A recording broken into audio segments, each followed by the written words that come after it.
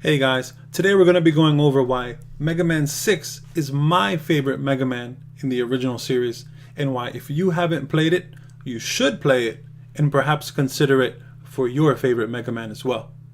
Let's get into it.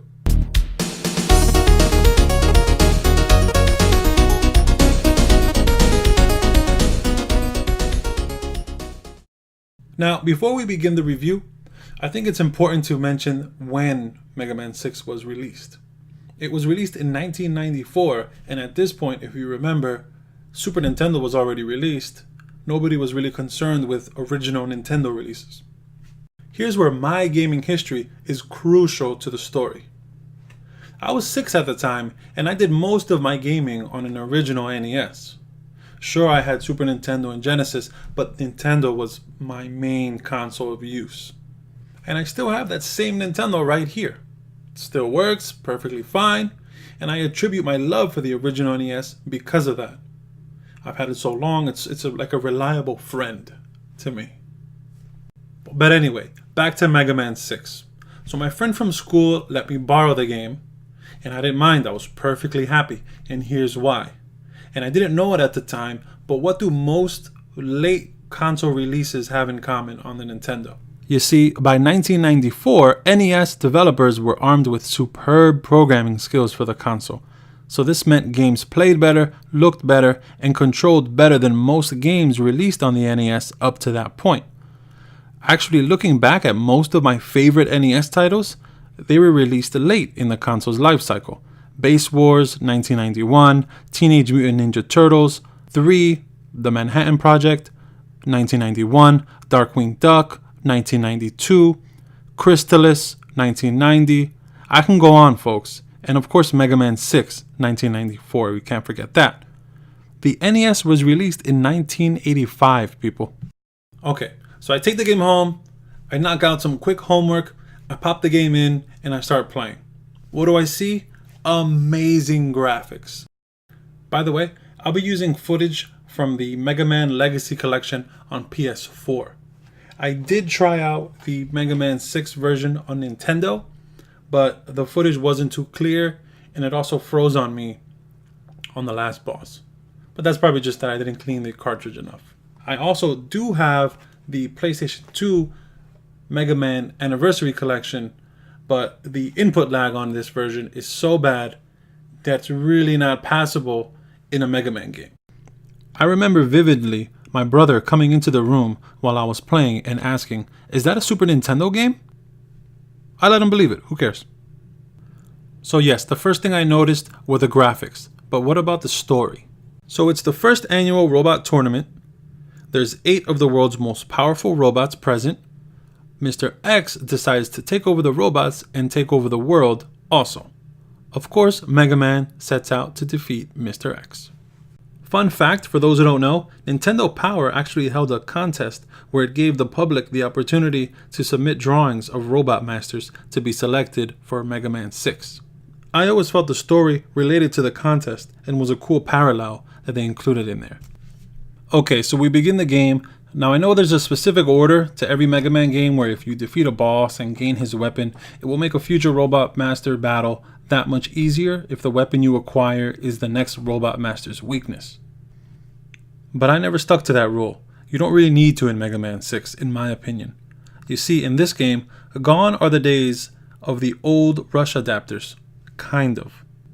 This game gives you all new adapters. And these aren't just palette swaps.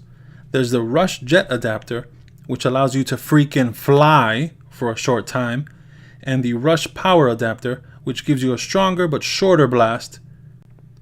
Both power-ups grant you access to hidden secrets by flying to new sections with the Jet adapter or blasting hidden pathways open with the Power adapter. Now there are downsides to the adapters. For the Jet adapter, you can't slide or charge your blaster. For the Power adapter, you can't slide. Now with these adapters, herein lies the extra depth to the game not found in previous installments. You see, every stage has 2 Robot Masters, a false Robot Master and a true Robot Master. On my many playthroughs, I always do the stages twice.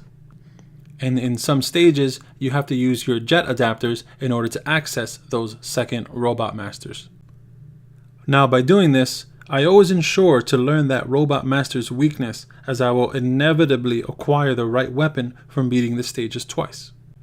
Also, by exploring stages, you now unlock Beat, which who doesn't love Beat? Speaking of beats, the music in Mega Man 6 is some of my favorite in gaming. Now, I know Mega Man 2 is heavily praised for its music, but I still think Mega Man 6 music is better. Just listen to Yamato Man stage.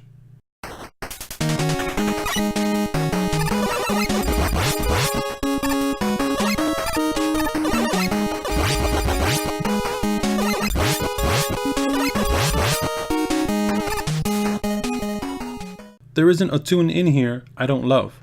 Now, I know that may have to be due to the fact that Mega Man 6 was my first Mega Man, but I can't discredit the music because of it. Okay, so we defeat every stage, but first, can I just say how horrid this last section of Plant Man stage is? Most of the game is simple, except for this very end section of Plant Man stage, and I know I'm not alone here. Regardless of how many times I play this stage, this section makes me so uneasy. Between all the enemies flying and jumping around, the spikes and pits, the timed jumps, and general feeling of exhaustion you get for playing up to this point. Nevertheless, you'll feel like $1 million once you complete this section. Oh, and by the way, there's a boss section right after this part, so make sure you beat it and not get a game over screen, or else you'll have to do the whole thing over again. Next are the Mr. X stages. You see his palace there, and you also see 2 HDMI ports there. I don't know why he would need those, but at this point your skills will be so finely tuned that these stages will be a breeze. But they are noticeably more challenging. So you defeat Mr. X, turns out he's Dr. Wily this whole time, on to the Dr. Wily stages. These stages are short and simple. Once you're done with them, you defeat an incredibly easy Dr. Wily and throw him in jail. Standard stuff in the story department, but it works. Alrighty, so that's Mega Man 6, a game blessed to have been made in the tail end of the Nintendo lifecycle. We got great graphics, spot-on controls, amazing power-ups, a twist in level design in the form of different pathways for different Robot Masters. Sure, the game is thought to be one of the easiest in the series, but that's what I like about it the most. In fact, after doing this review and watching all my gameplay again, I'm probably going to sit back down and give it another playthrough. Best Mega Man in the original series for me, guys and gals. Now, I know there's a rule out these days that whichever first title in the series you play will always be your favorite. And I'll take that into account as well. Now, if you've never given Mega Man 6 a true shot, please sit down and give it the time it deserves. Now, Capcom does know how to make a great game.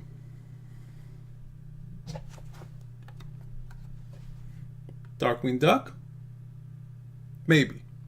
We'll take a look at it next time.